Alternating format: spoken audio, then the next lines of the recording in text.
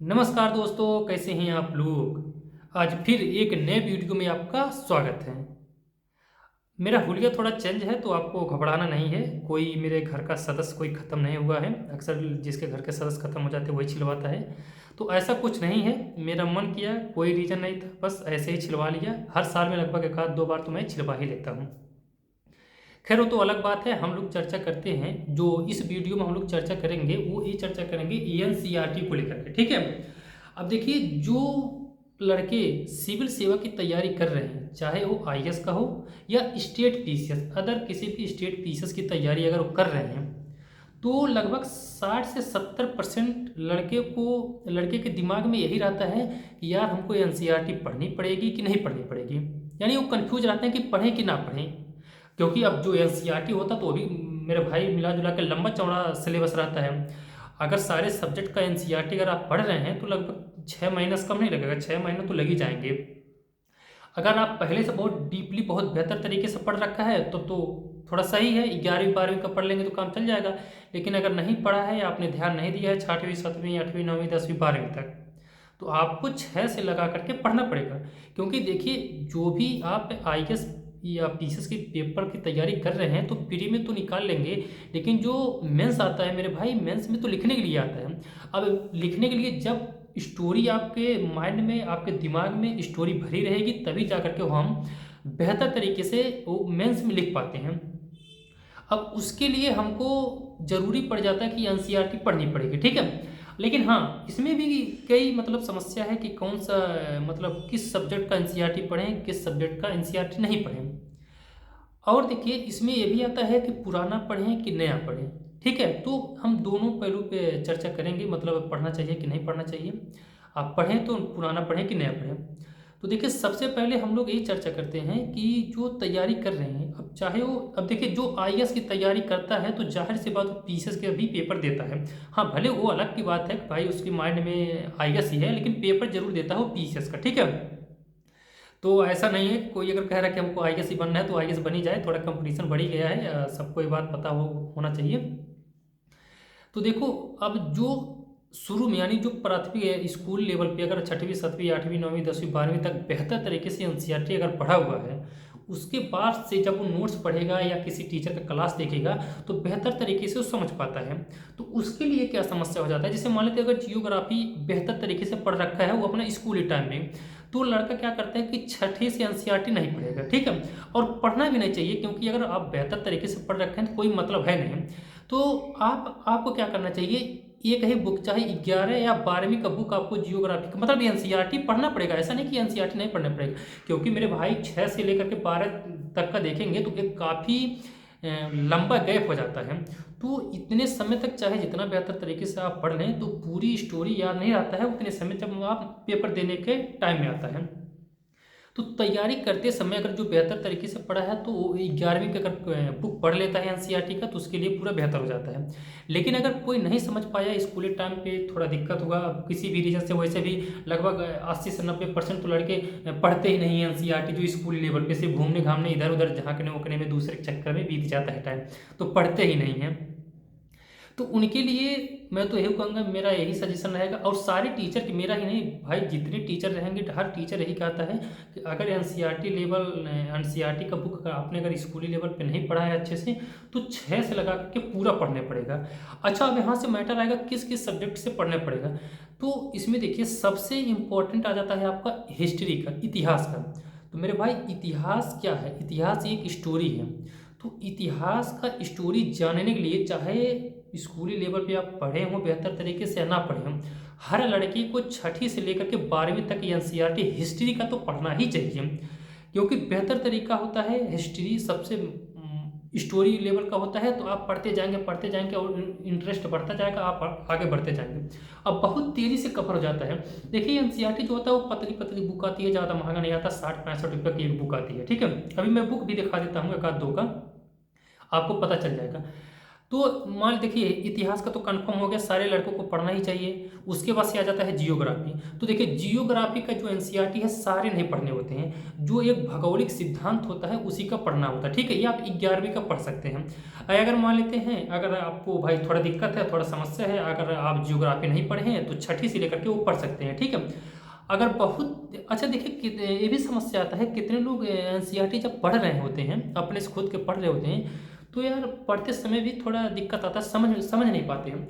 तो इसके लिए क्या करना चाहिए कि कोई देखिए बहुत सारे टीचर हैं एनसीईआरटी पढ़ा रखे हैं, तो उनको फॉलो कर लेना चाहिए। एनसीईआरटी जो टीचर होता है वो बेहतर तरीके से अपने समझ से वो पेपर के व्यू से हिसाब से जल्दी जल्दी जल्दी वो पढ़ा देता है, ठीक है।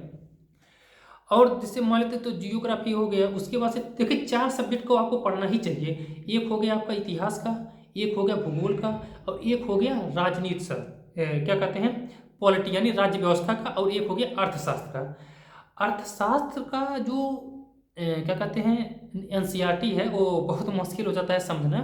तो सबसे बेहतर यही होगा कि अगर आप किसी टीचर को फॉलो करते हैं तो बेहतर तरीके से एनसीईआरटी पढ़ा देगा। अब देखिए कोई भी टीचर अगर अर्थशास्त्र पढ़ा रहा है तो एडवांस से शुरू करता भी नहीं है, क्योंकि भाई बहुत दिक्कतें होता है, वर्ड ऐसा होता है समझ में जल्दी नहीं आता है। लगभग 80 से 90% लड़के जो इकोनॉमी है उससे भागते हैं। तो पूरी कोशिश करता है टीचर पहले एनसीईआरटी पढ़ा दी जाए, उसके बाद से एडवांस पे आई जाए, ठीक है। इसके लिए भी मैं एक कोचिंग है वहाँ पे फ्री में ऑनलाइन क्लास चलती है, फ्री में पूरी, एक भी मतलब आपको देना नहीं पड़ेगा पैसा, आप वहाँ पे कर सकते हैं। मैं उसका लिंक डाल दूंगा या तो अगले वीडियो में बना दूंगा, खैर बनाया भी है शायद एक आध वीडियो उसके बारे में, उस ऑनलाइन के क्लास के बारे में। तो आपको अर्थशास्त्र अकेले में नहीं पढ़ना है, यानी किसी टीचर के साथ ही पढ़ना है। उसके बाद से एक पॉलिटी हो गया और एक हिस्ट्री ही तो पढ़नी ही पढ़नी है, और जियोग्राफी भी आपको पढ़ लेना है, ठीक है। यानी 4 सब्जेक्ट ऐसे होते हैं, आपको हर हाल में आपको एनसीईआरटी पढ़ लेना ही बेहतर होता है, क्योंकि प्री तो आप निकाल लेंगे, लेकिन मेरे भाई मेंस में बहुत ज़्यादा समस्या हो जाता है।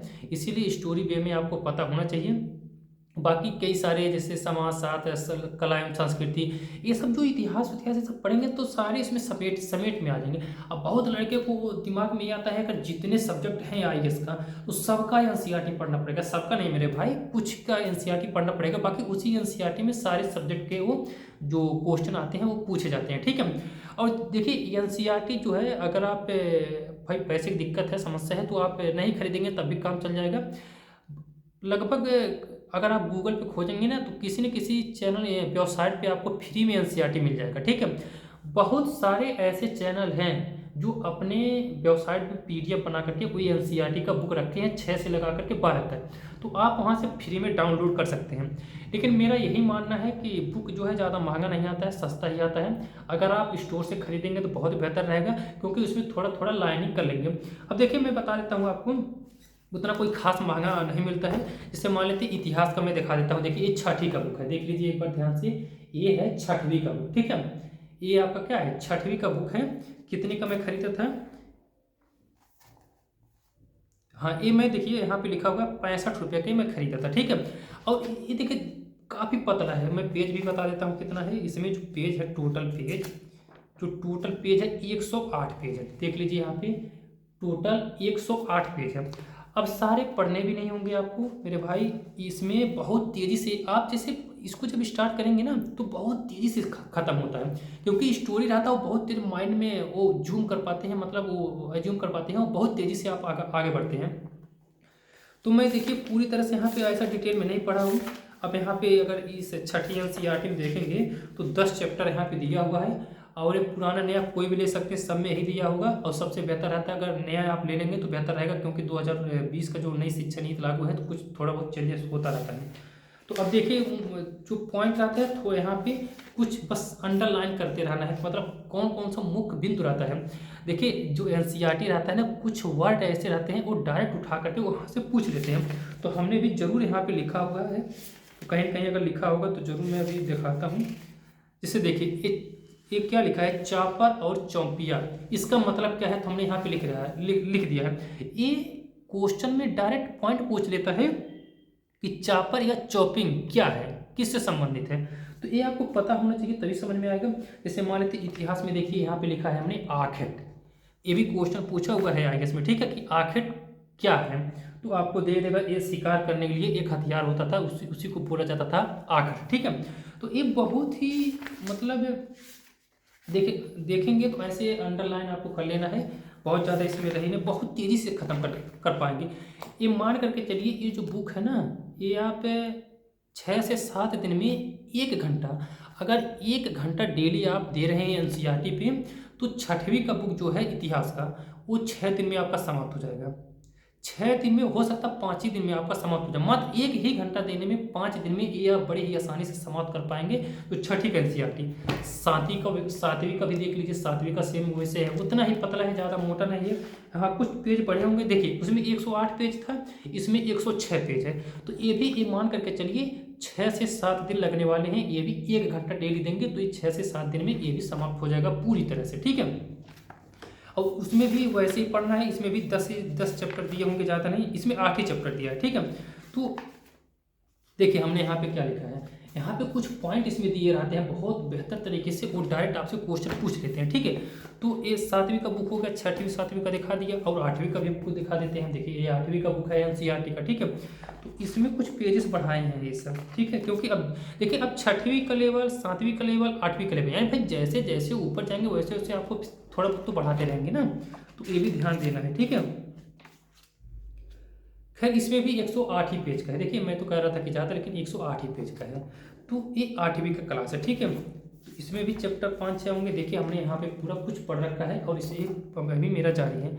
तो ये भी अगर देखेंगे तो ये मिला जुला करके मान के चलिए, थोड़ा मतलब ये समझने वाली पॉइंट है, ये नॉर्मल है दिया है, थोड़ा ठीक ठाक दिया है, तो इसको 10 दिन मान लीजिए। यानी अगर 6 से लेकर के 8 तक अगर एनसीईआरटी हिस्ट्री का पढ़ते हैं, तो 5, 5, 10 यानी 18-20 दिन में 8वीं तक का पूरा क्लास खत्म कर देते हैं।